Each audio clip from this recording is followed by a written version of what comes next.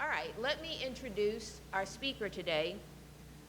We are featuring Mayor Jenny Selin from Morgantown. She's lived here for 22 years with her family. She is serving her 4th term on City Council, and she represents the 4th Ward here in Morgantown, and that includes Evansdale and part of the Suncrest area. Mayor Selin holds a BS in Educational Studies with a concentration in Recreation from Kent State University and a JD from the University of Arkansas, Fayetteville. She's a professional mediator who previously worked as the Community Design Team Coordinator at WVU. She has strong interest in planning and citizen engagement. Some of the collaborations that she's worked on, which are really appropriate for the School of Public Health, include Morgantown's Year of the Child, highlighting the importance of child care and after-school care, Responsible Hospitality Institute, which looks at the sociability and safety in our late-night downtown area, the countywide indoor smoking ordinance, working with the city and county stakeholders and the health department.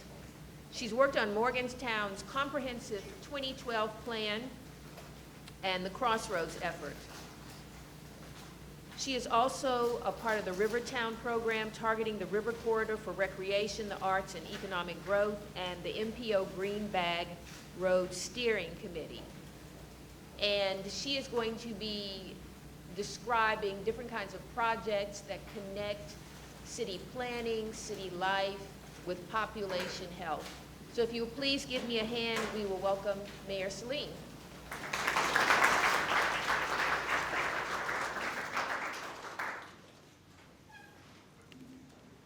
Thank you. So now we're going to see how the technology works today. So we're talking about, obviously, creating a healthy community in the heart of West Virginia. This is a photograph of a downtown, busy street on a Saturday in Morgantown. Obviously a different era. Some of us would like to see, some of the people here who have worked on, our, for instance, our pedestrian safety plan. Would you raise your hands? So some of these people have a direct connection to this kind of a feeling in our downtown and having the ability to do this again. This is some of our glass heritage that still exists in Star City, our neighboring community. So this is Morgantown by the numbers. We have 10 square miles, 100 miles of roads. We have half full-year residents and half students. There's obviously a larger population in the greater Morgantown area. We have a $24 million budget. That's it. That's what we've got to work with. 7 wards, 7 council members, and we have a city manager council form of government. That means that we have a city manager who operates day to day, and then we have 7 council members who are like the board of directors. We're the policymakers. We're looking at some of the opportunities that I'm going to mention throughout the presentation, such as our active boards and commissions, our neighborhood associations, that we have full professional staff at the city, and that we have a lot of associated entities such as Bow Park, the library, the parking authority, and our water, sewer, stormwater utility. Obviously, one thing that people mention about Morgantown and about our area is the people. That includes people at the university, that includes people in the city, people in healthcare, people working at private companies and federal facilities, and we all seem to unite around certain things. This is one of them, particularly the singing of country roads. So this gives you a little bit of a feel for Morgantown and shows Star City, Granville, and Westover that are all next door. And if you can see the outlines in yellow, that's Morgantown. And you see that there's little blank spaces in between? So really, when I go and cut a ribbon or have an opening for a business, sometimes there's a big T-shirt that says, "I love Morgantown," and that business is not in the Morgantown city limits, doesn't help pay for any goods and services in Morgantown, doesn't support your sidewalk or road infrastructure. So we all try to be a good sport if we're part of the city of Morgantown, because that's the only way that this all works. So I'm looking at some slides that were provided by our speaker coordinator here, Lori Andrus. And one of the social determinants of health, or the part of this slide that resonated with me, are these social structures and economic systems include the social environment, the physical environment, health services, structural, and societal factors. So I'm including all of those factors as I'm looking into developing a healthy community right here in Morgantown, West Virginia. So here are some of our circumstances, structures, and systems. We have an unusually stable growing economy, which is rare nationwide and also rare in West Virginia. We have strong neighborhoods, we have sports leagues, religious organizations, natural beauty, topography, which affects us in lots of ways, a beautiful river named for its crumbling banks, our share of low wages, affordable housing shortages, poverty, prejudice, and drug abuse. We have excellent comprehensive health services, including 2 hospitals that serve the surrounding area and the state, and help contribute to our low unemployment. So I'm definitely appreciative of the healthcare industry here. WV, which contributes to our diversity, creativity, and education levels, as well as the high number of those 18 to 26 in our area. That's part of our demographic.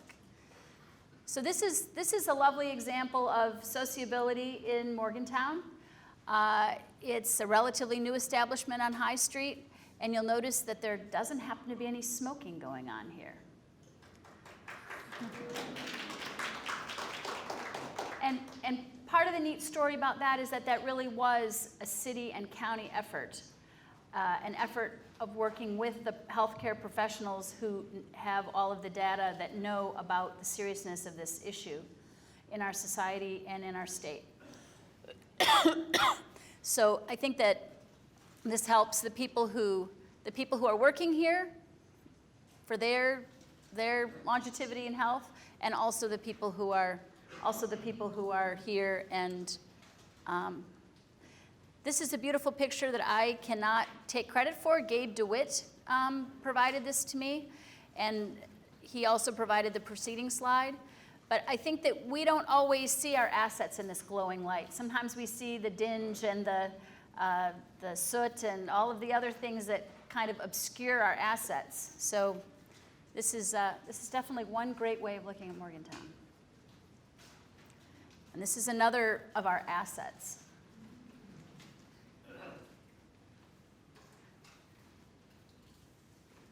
So this is looking at the root causes of any kinds of problems that need to be addressed.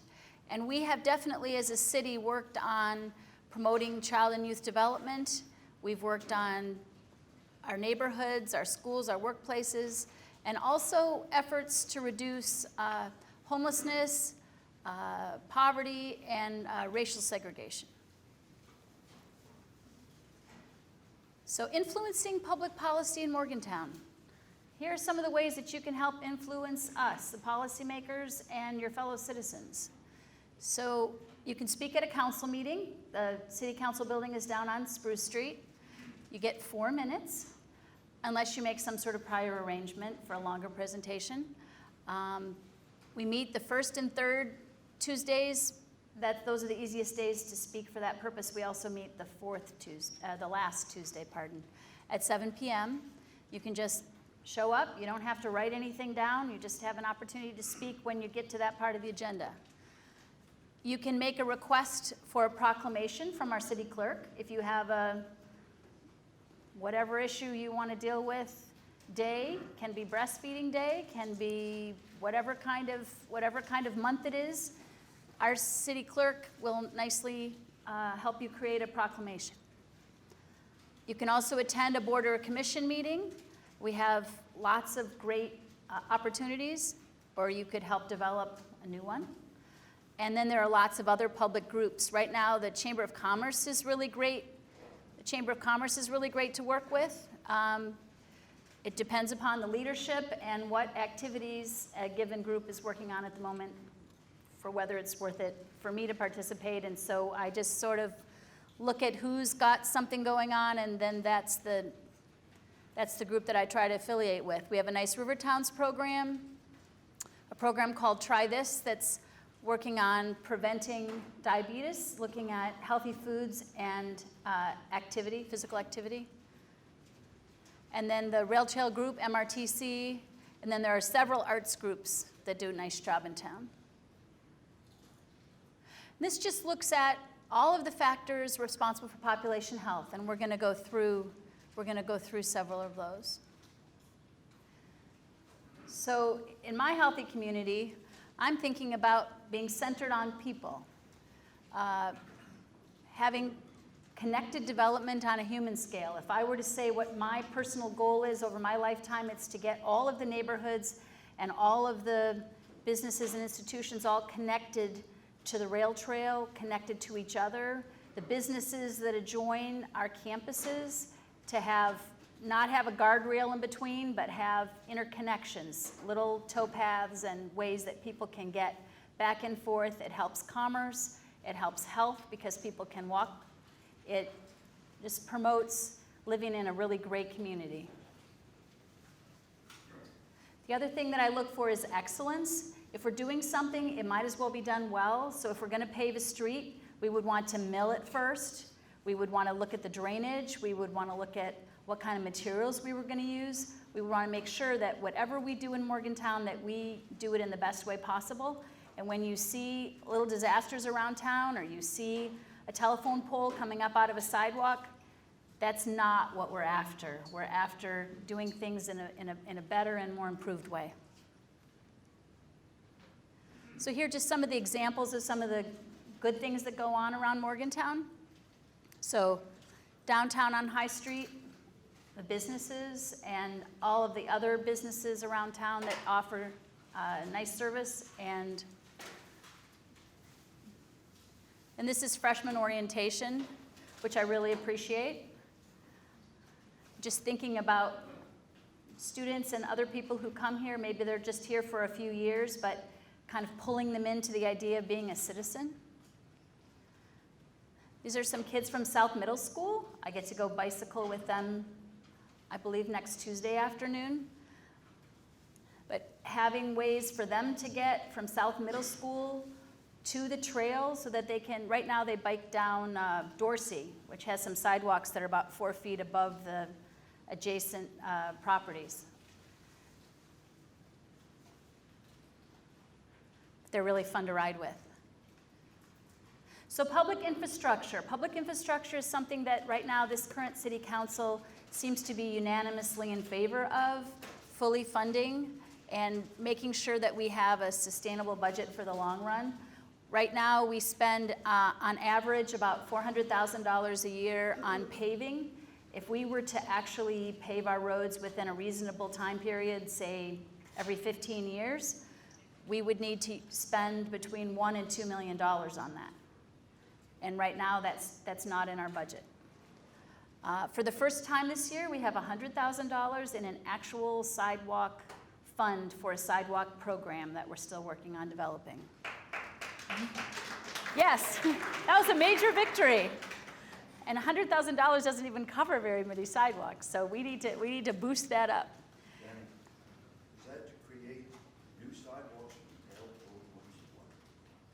That is as yet to be determined, because normally sidewalks are the cost of a new sidewalk is covered by the property owner. That's what our code says.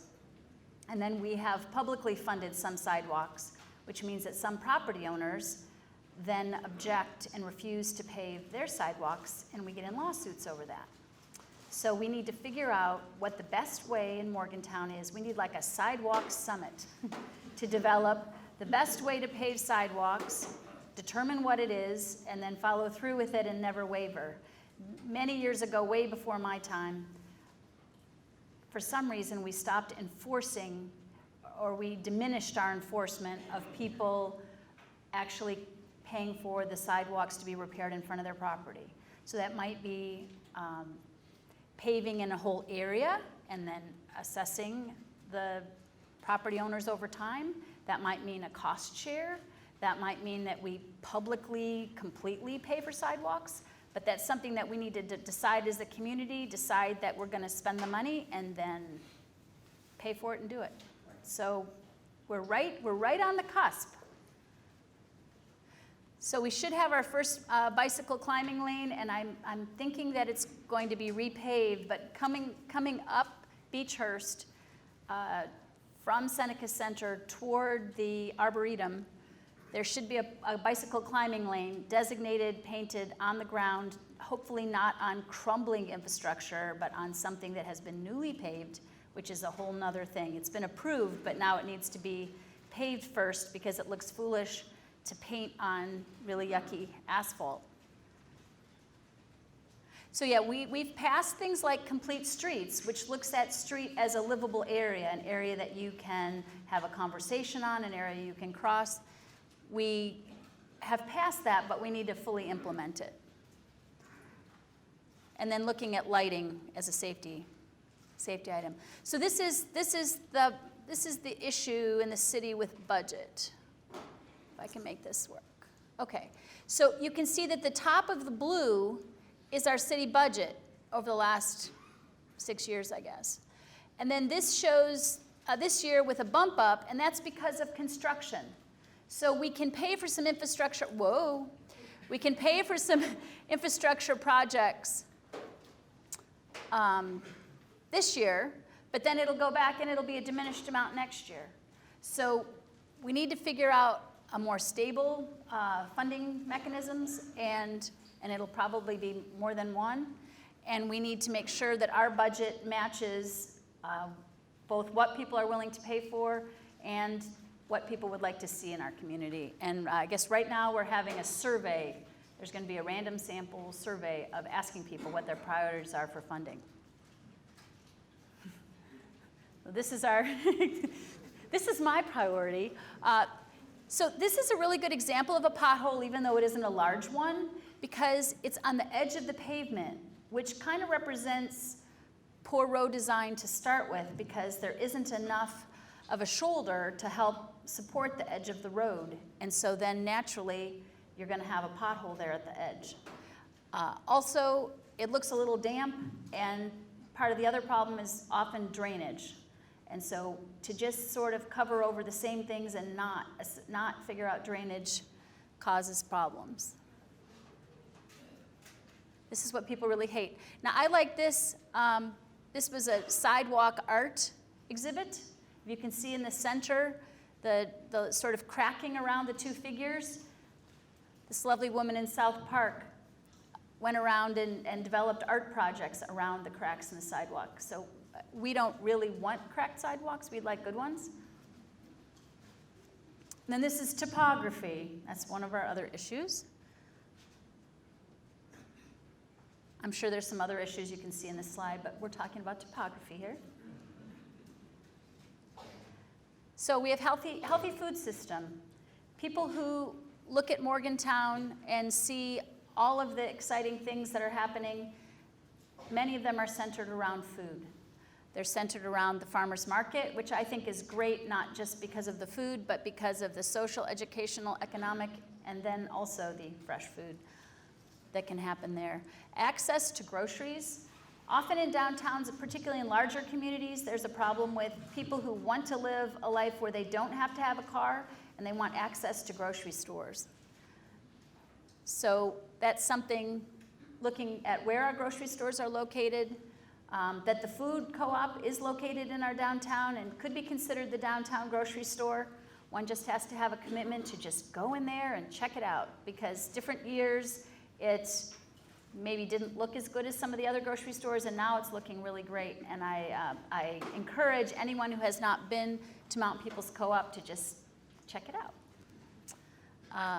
And then the food pantries, and what's really neat is that there's a relationship between the food co-op and the food pantries, both in Morgantown and on the periphery of Morgantown, and they're getting staples like rice and beans at good cost from the food co-op. So I just appreciate partnerships and the amount of partnerships that we already have and also the promise of future partnerships. And then also we've got some interesting community gardens. A few years ago, it didn't seem as though there were any community gardens, very few. And now there's a community garden at Wells Hill. There's a nice garden at North Elementary. There's the beginnings of a garden at the Boys and Girls Club. There's a garden out near the Atomic Grill, pardon, diagonal from there. And also paying attention to social eating, what you're eating at potlucks, parties, and other occasions. So this is one of those other occasions. During the Arts Walk, I think this was called Art is Food. But it was nice because it was merchants, all the downtown eateries were on the edges here of the market shelter, the Morgantown Marketplace, and then people could go and purchase food samples. This is the new Sheets. Normally, I'm kind of a Sheets, okay, I stop there because I'm traveling. This Sheets actually has some healthy food options in the back here. You can see that they have apples and pineapples and some other foods. As you come in the store, there's donuts, completely donuts. But if you kind of turn around and face the other way, there are some nicely prepared fresh foods, and then there are these food items. And this is Bill Kowecki, and this is Emily Sheets, who brought her baby to the opening of the store, which I thought was really cool. This is the food co-op, if you haven't been there. This is Mountain People's Food Co-op. They have a very nice produce section, which at one point they didn't. So if you haven't been there in a while, go check it out. I don't have any stock in them or anything. This is an example of a potluck, and some of you might have been there or had kids who were there, but this is not located in Morgantown, but these are Morgantown people at the potluck.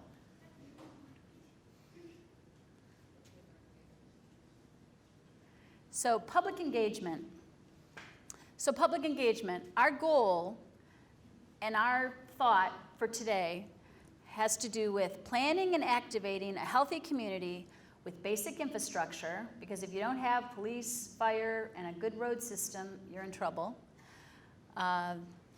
Supporting our basic needs, so we need to have some affordable housing, we need to have the shortest commute times possible, we need to have a place to work, good schools, and then as well as amenities that make a good town great. And we're really looking at all of those things, because without any of them, we can't have a healthy community.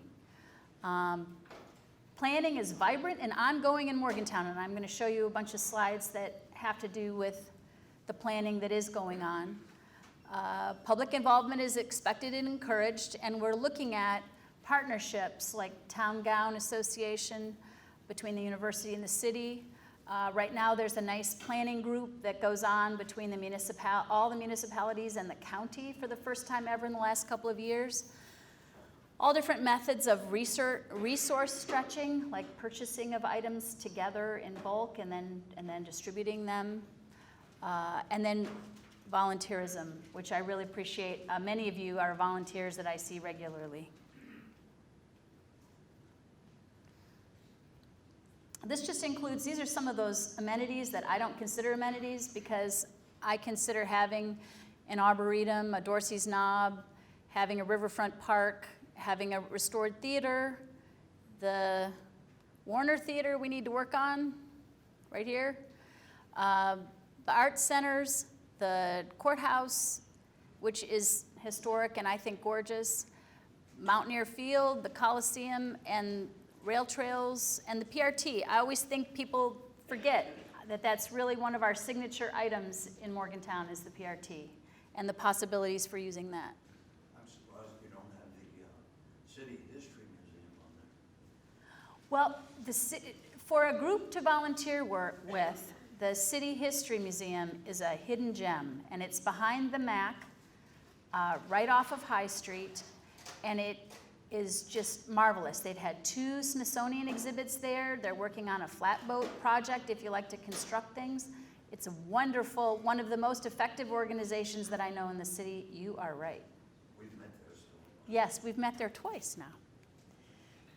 So this is an example of some of the plans, and if your plan doesn't happen to be in there, it might be because it didn't have a cool cover on it. But for instance, the pedestrian, the bicycle plan. But here we have our Metropolitan Planning Organization is the upper left. So this is our regional transportation planning. This is something put out by the Chamber this year. And it compares our data to the data from other similar university towns in the Big 12. And this is our municipal airport, which I think is another hidden gem. It's the second most busy airport in the state, which I don't think I would ever have known unless I was on city council. Our Parks and Recreation Master Plan update is old.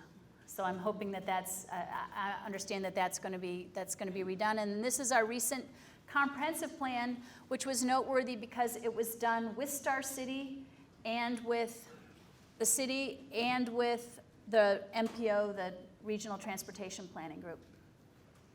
So it was called Crossroads, but it was really neat because it was an attempt to start planning more regionally. So this is one of the first pages in the city of Morgantown's comprehensive plan.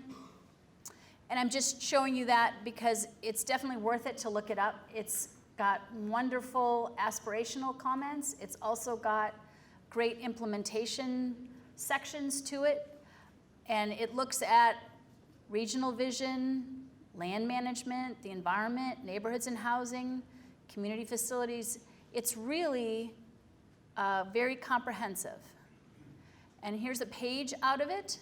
So you can see that it has the policy and the objectives and the time frame and the responsibility. And you'll see that a lot of it has to do with city manager, city council, city manager, and some of these things that are immediate or short term are not yet done, and it's getting to be a couple years old. So what we've done is put a little bit more money into our budget for this year, trying to work on getting more of these items implemented.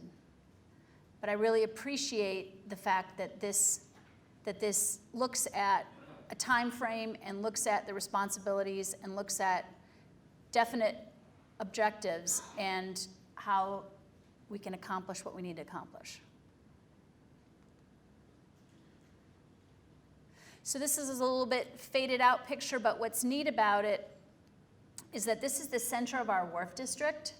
And we kind of made a box canyon where if you come toward where this picture is taken, you kind of reach an end.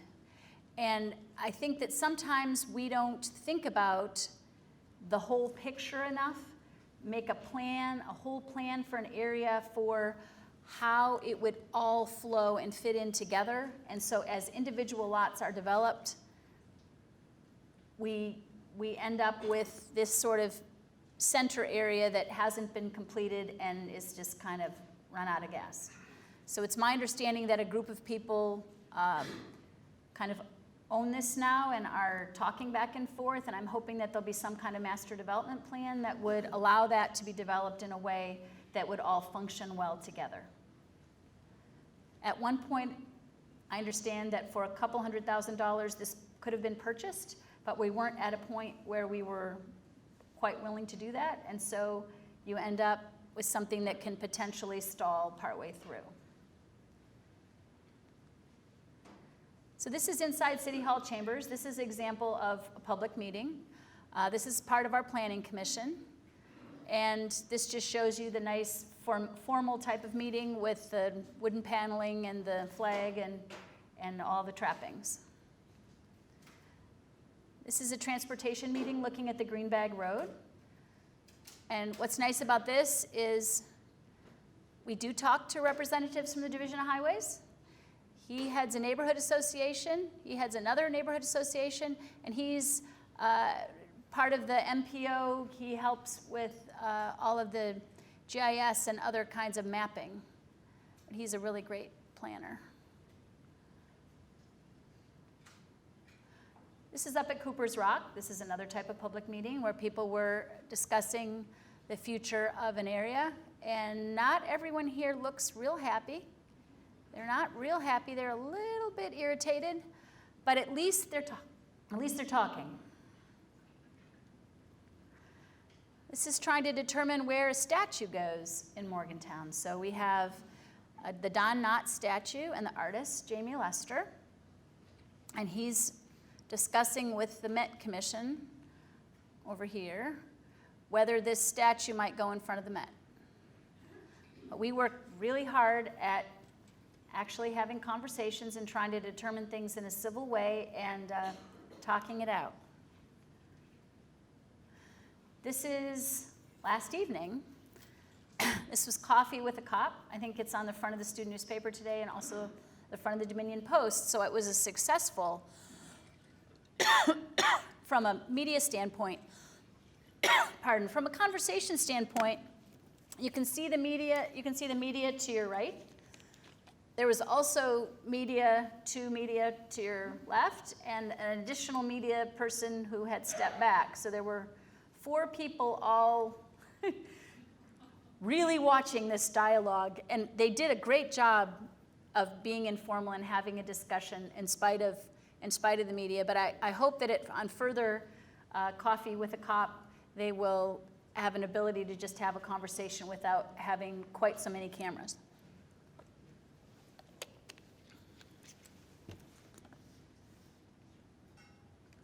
This was I think some of you were here. Emily was here maybe? Yep. So this was a safety bike ride.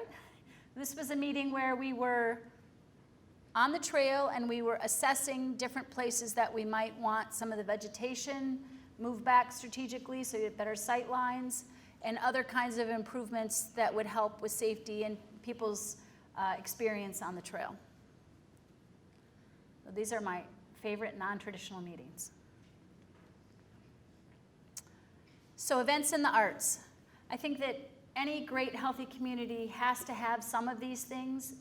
These are what makes people want to feel a part of Morgantown. It helps people to be more healthy, to have outlets, to show off what they can do. So we have parades, music, farmers market, art, community sports, dances, religious services, volunteer opportunities, and through these kinds of activities, we integrate all ages and all types of people, and I think that Morgantown is marvelous that way. Tonight, I think at the Shack, there's some kind of an international dinner, and so people will be sampling foods from other countries and having conversations with all different kinds of people. Make our town competitive economically and socially. If we are open to other people, if we're welcoming, if we act in that way, we will be competitive. If we don't, then people will see us as a little bit backward and they won't tend to come here, visit here, or invest here. So I think that the fact that we have some really great parades down High Street is kind of a sign of a healthy community, that there are groups that want to do that. So I'm thinking this is occupational therapy. I'm not sure. Anyway, I liked it because they were smiling and they're calling themselves a diverse profession. Can anyone else see what is it? Is it occupational or is it something else? It's therapy, but then what's the first word? I think it's occupation. Okay. We'll call it occupational therapy until we come up with something better. So this is just an example of one of the, there's a really great tree board here, and they planted a tree. I like to see implementation. Planning doesn't do you any good unless you actually get out and plant the tree. On the right is Marchetta Maupin, who's responsible for all the beautiful baskets downtown. Without her, we would have 0 baskets.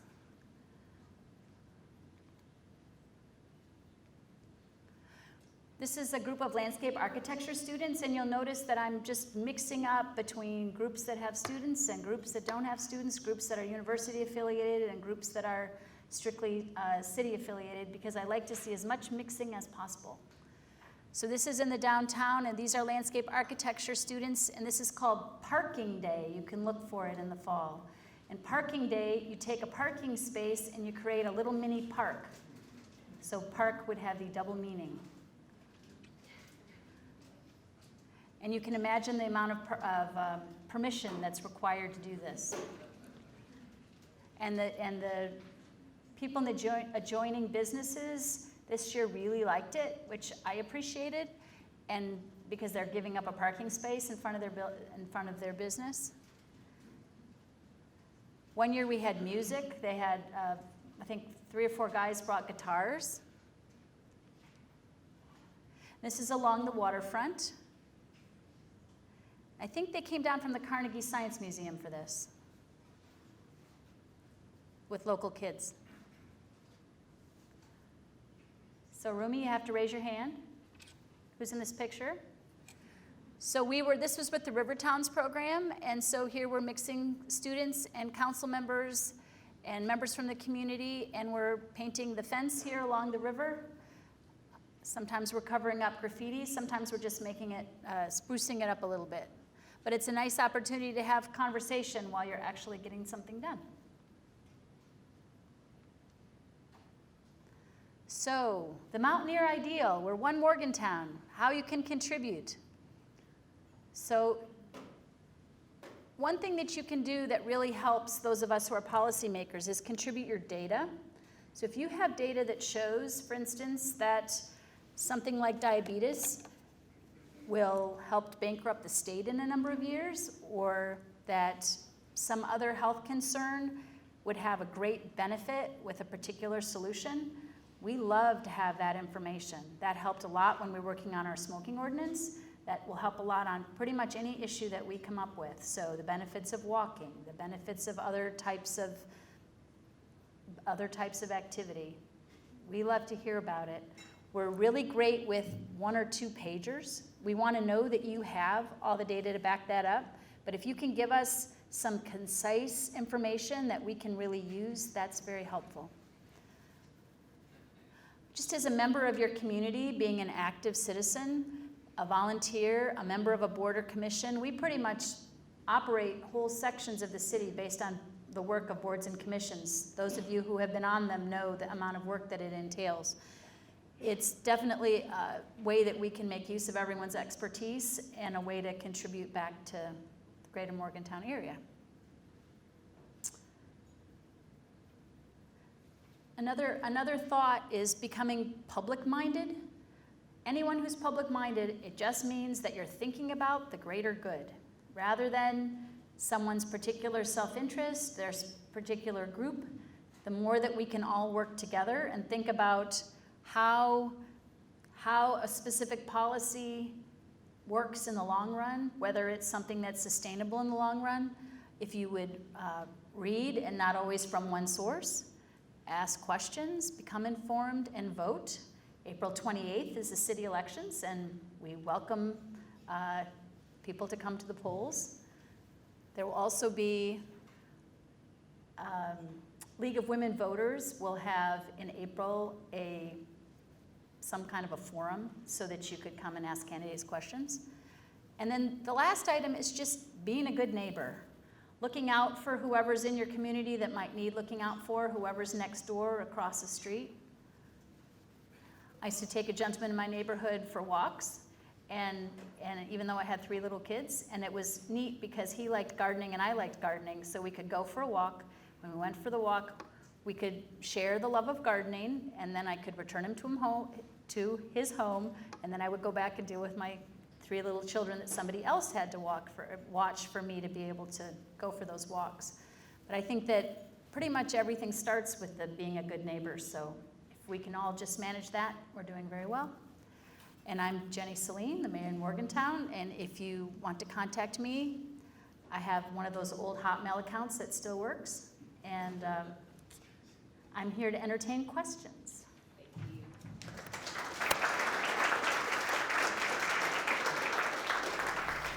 All right, we're going to move into the Q&A section, but before we do that, I want to call your attention to the evaluation form that you have. Last time we had about 60 people present. How many evaluation forms did we get back? 11. So if you will please just take a minute to fill out the evaluation form, and there are really some pertinent questions there in the middle. So we ask you whether or not you agree that policy discussions by elected officials impact population health. And so there are 3 questions there that we really want to get your evaluation of. So please take a minute to fill those out, and you can leave them where you are.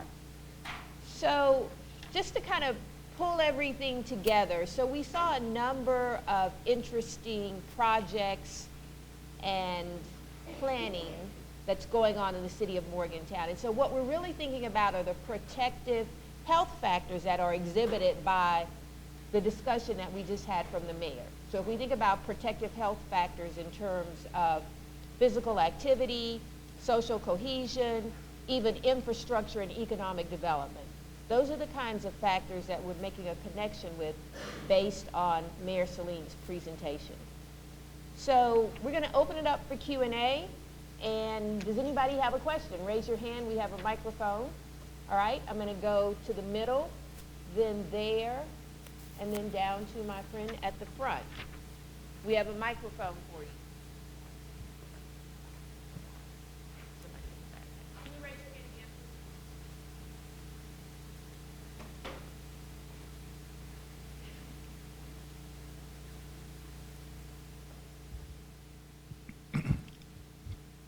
The mayor of New York City banned all the, 16 or 32 ounce Yes. soft drinks.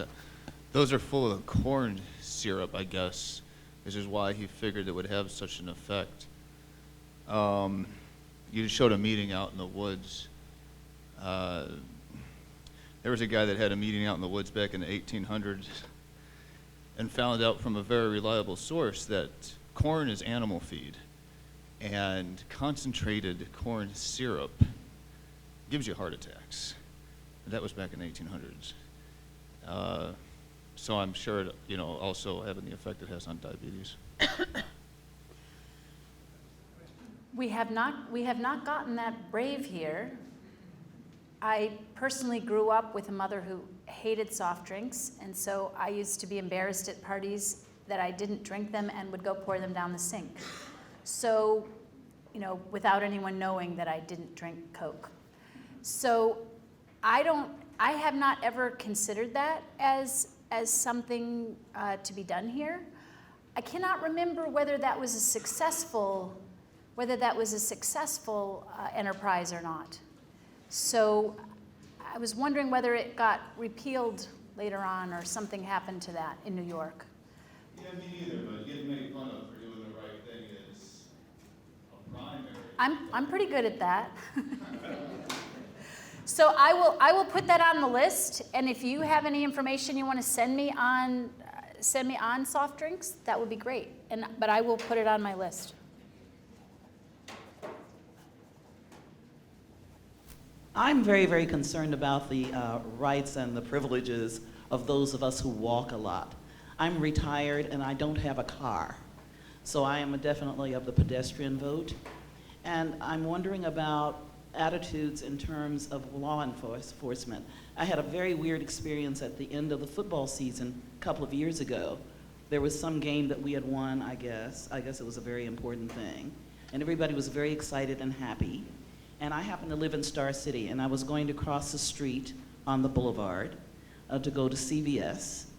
And there's a button you push as a pedestrian in order to get across the street. I pushed my little button, and the little walk sign came up, and I step out into the street, and it immediately went off.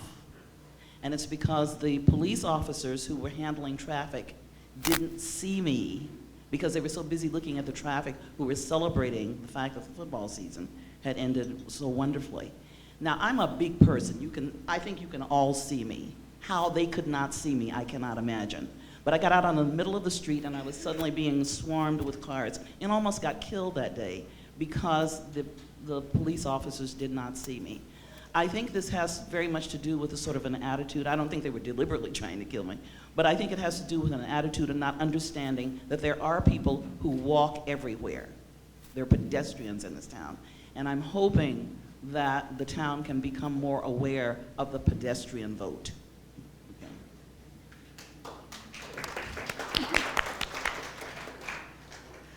I agree with you, and I think if there's one thing we could improve around here, it would be our walkability. I think that it would help our health. It would help our ability to attract and retain employees and businesses.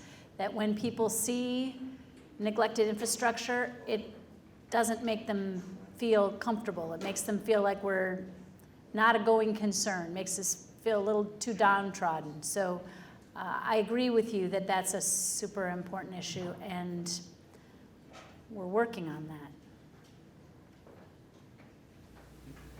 Thanks, Jenny. I think it was very enlightening to see all the things that have been done or in planning. And I know I'm appreciative, and I'm sure many of us longtime citizens of the city are proud of what you're doing and others. I have a question. You mentioned events. Particularly, I always remember when we have the Children's Fun Day downtown, and it's just packed. I think they cordon off 2 or 3 blocks, Yep. and face painting and all kinds of things. But when we don't have those activities, I rarely see families downtown. And I was just in New York, during the summer. I'm not comparing Morgantown to New York, but in Manhattan, they have water fountains where kids can play in. They have pocket parks where you can go down and sit. And it seems to me that that's one way we can keep our downtown mixed use, that's a code word, and we can keep it vibrant if we have things that are magnets, particularly for our families. I know I'm in a neighborhood, I live in South Park, so I'm called a near downtown neighborhood. And a lot of us walk through the downtown, but I think it would be good to have us using more of these kinds of facilities. And of course, they feed into the kind of recreation, exercise, walkability that I think many of us want. So how do we get that motion going? I mean, I think, for example, we've got a huge square block next to now what will be a Sheetz that's vacant. And we have a little park, I shouldn't say park, next to the Black Sheep restaurant. I'm sorry. Right. We know what you And, mean, the Black Bear. Yeah. Black Bear, sorry. My son used to work at the Black Sheep up in Massachusetts. But anyway, the Black Bear, and that ground has been there for years and years and years. It just seems to me the city planner should be opportunistic, and when we see these things open up, then the city should be saying, how can we use this property for civic purposes? I talk too much, thank you. You make a lot of sense. I think what happens to some of those vacant properties is that they've gotten so expensive that we tend to avoid purchasing them for recreation purposes.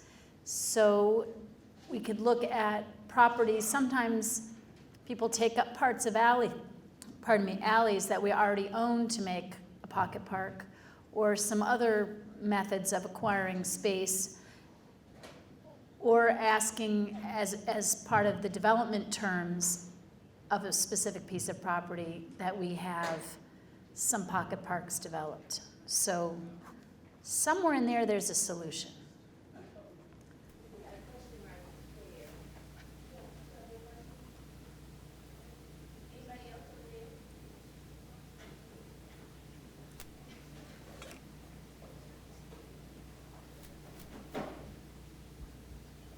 Morgantown is in need of a large community recreational center, perhaps something with an indoor pool.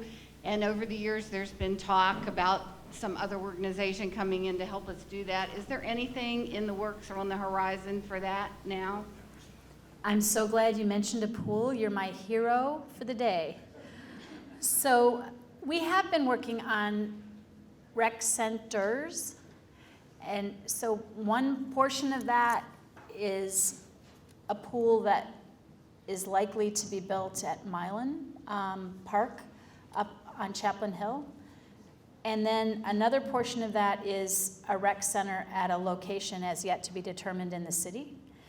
And of course, being a mayor and being a part of our city council, I'm interested in the portion that would be in the city.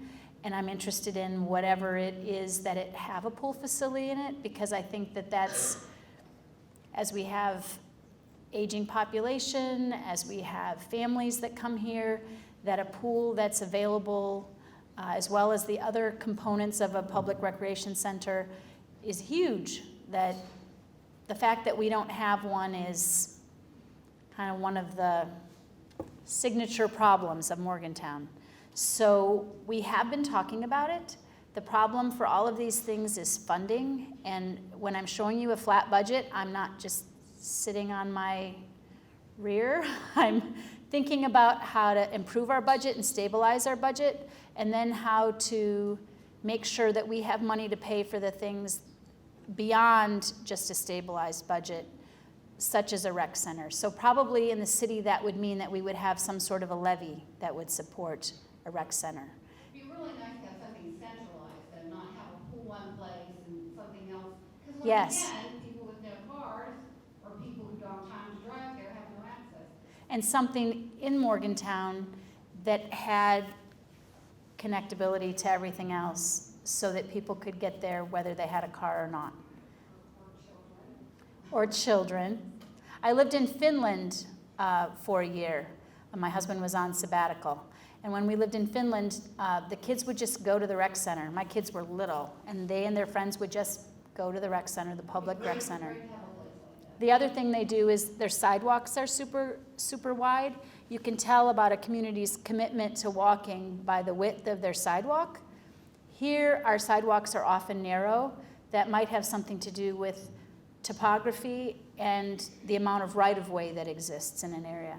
But still, I think that I'm right with you on that. And if you want to be part of a committee, you could send me an email. Can I see the other hands, please? So there's 1, 2, keep your hand up. 1, 2, 3, and then 4, and then 5 here. Hello, Mayor Selin. Thanks Hello. for coming out and speaking with us today. I'll be very brief. I appreciate all of your comments about physical connectability of infrastructures to allow for that pedestrian access. What I'm curious about is, to what degree are these conversations and expectations occurring in meetings about commercial development? As in our community, it's one of our big problems, is one that you alluded to, is shopping centers that go up with absolutely no pedestrian access whatsoever. And I'm wondering, for future development, what are we asking? What are we expecting with that regard, that connectability? So we have policies in place that would suggest that that would be the route to go, that we would have that connectability. And one project at a time, we work on that also. Somewhere in the middle, there's kind of a awareness of how important that is that's missing. There's something where if you mention something like that, if you mention connectability, or wouldn't you like that new building to be connected to the businesses next door, and somebody says liability, or, well, we thought about that, or there are all these kind of, I don't know if they're excuses or just reality gets in the way or what is going on there. But the more people who say to a business or to the university or to another entity that they work for, gee, why isn't that connected up? That would really help, because sometimes I feel like I'm the one woman, why isn't that connected?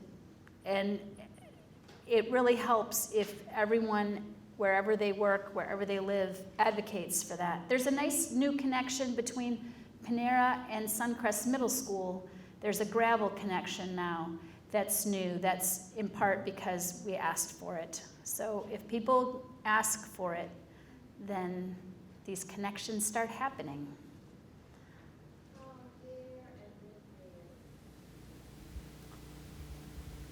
Thanks for coming today. Some years ago, I was in Copenhagen in the wintertime, and it snowed very heavily. And when I saw snow plows, the only snow plows I saw were plowing the sidewalks and the bicycle lanes. They didn't even plow the streets.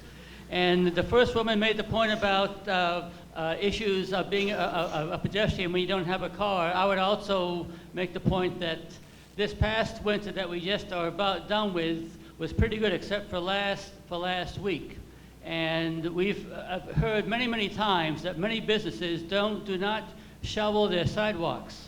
And they seem to be getting away with it. And it would be nice if the police would start to enforce code so that the people who want to walk, whether they have a car or don't, can do so without risking their life and limb. It's been a problem in many parts of our city. So I would hope that maybe our police commissioner could work on that in coming winters. Thank you. I agree with you, and I saw a gentleman with poles that he was going to go up into South Park. He was going through the downtown. He was going to go up into South Park with his poles so he could navigate some of the ice.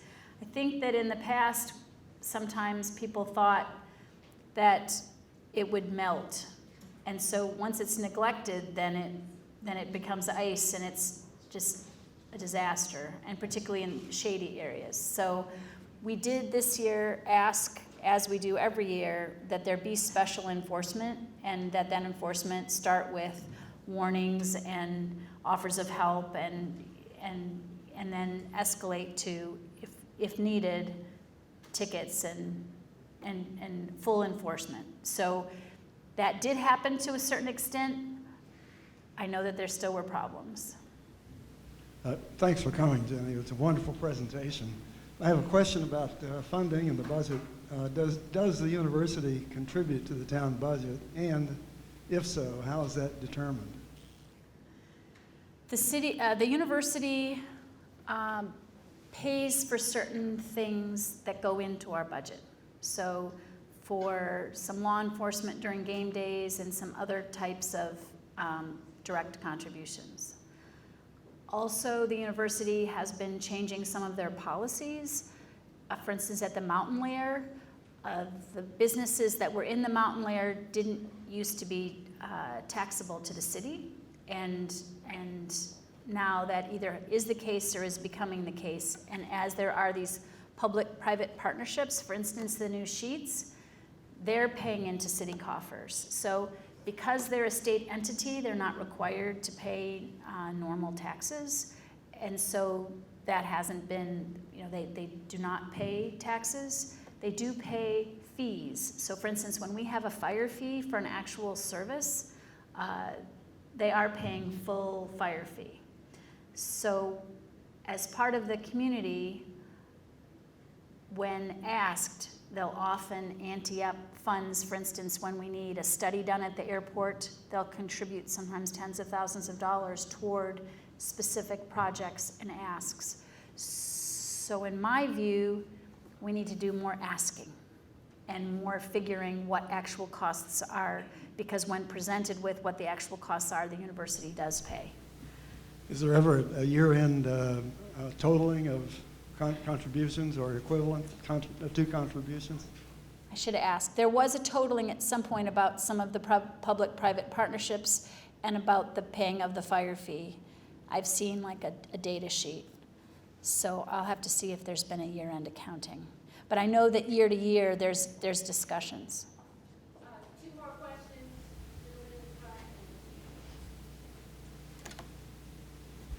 You made a point about healthy food, good food. I've been here more than 40 years, and from my experience, I think we are going down the drain because there are more and more fast food places opening up. I don't know how much control you or the university has on that. I was away for about 5 weeks, and when I came back, I was horrified that right at the shadow of this Health Sciences Center, we have 2 new openings. One sells sugared food, and the other sells red meat, which is detrimental to your health. And I was surprised to see in the paper today there was a picture of the opening of the red meat place with all the dignitaries of the city at the opening. I didn't say that. Does the city or university, the city has any control over what kind of establishments do they open up here? Not as far as fast food goes. That's similar to the question about soft drinks.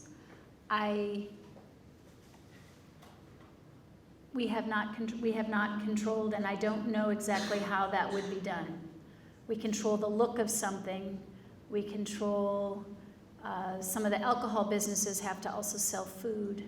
So there are some controls, but not particularly on fast food. Do you get permits for people who are going to develop build businesses? Or Right, a building permit, uh-huh. Okay. So in some places, they attach an extra requirement if they want to control development to the permitting process. It can be very controversial, but some places. In West Virginia, cities are only allowed to do certain things. We're a creature of the state, and so we're only delegated certain abilities. And so we're looking for home rule, which might allow us to have more capacities, and I don't know whether that would be included as part of the capacities, but I know that for planning purposes, there are some things over the years that we could not do that we wanted to do so that people who were developing would help assume some of the responsibilities that goes with that development coming into place. And we were not allowed to do that because our powers are limited. So I don't know about that specific, but I think that that's a good idea, and I definitely will find out how that would work with our building permits.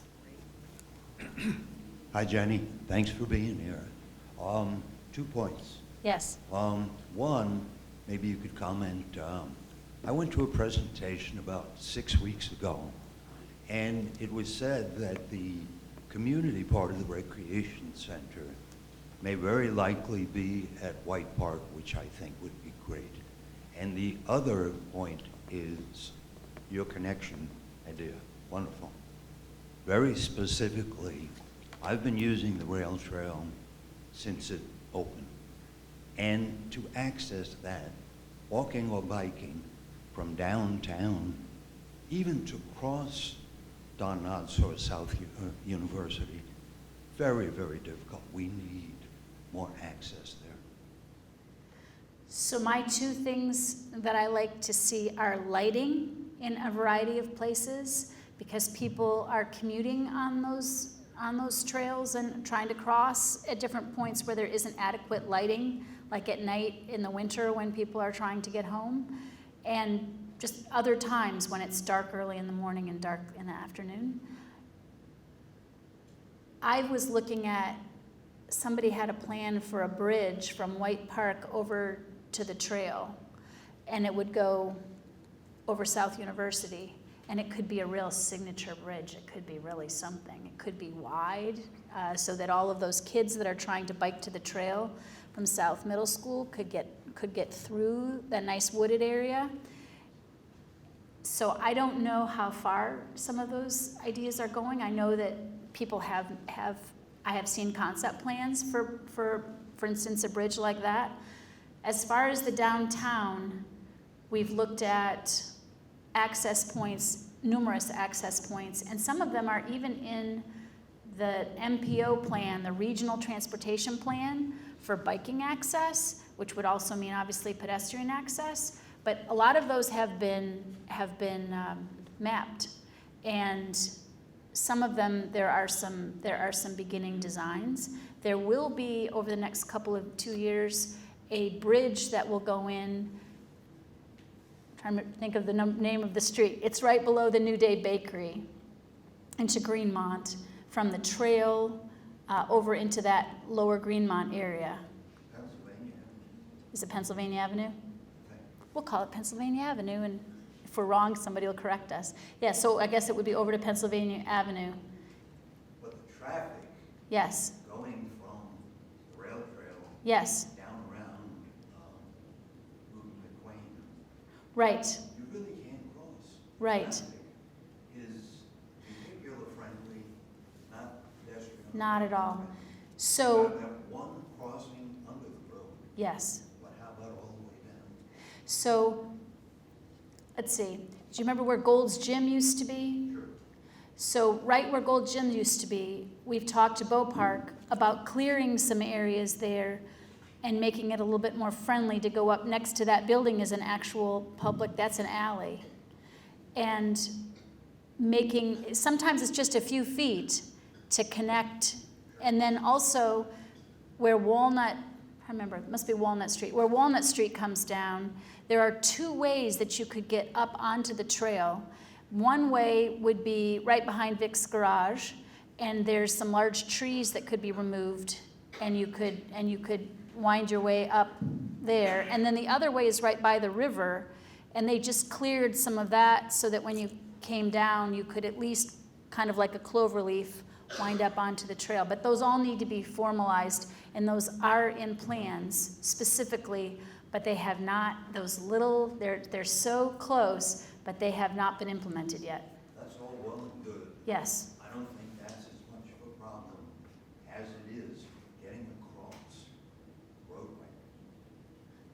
Getting across on the top. There are traffic lights, but they're vehicular friendly with right turn lane, left turn lanes. Yes. But not pedestrian or biker friendly. And they have never been, and they'll have right hand. Older pedestrian. Well, I used to cross them with 3 little kids. You're not older yet. Well, when I was a little bit younger and I had 3 little kids, I would try to cross by Wings Olay there, and there was an unrestricted right, and they would just keep coming at you. So I'm gonna put it on the list. We'll see how well I do. Yeah. What about White Park being a prime location that you consider for the community recreation? It has been one of the prime locations. Thank you. I know that there's some neighborhood concern because they want certain green spaces preserved. So we have to work on both preserving some green space and making a recreation center. And on that note, keep up the good work, absolutely. Okay, thank you. So thank you very much. We tried to connect health inside the Health Sciences Center to the Morgantown city and what's going on. So I hope we made that point and we connected it to where we live. Thank you very much. Thank you.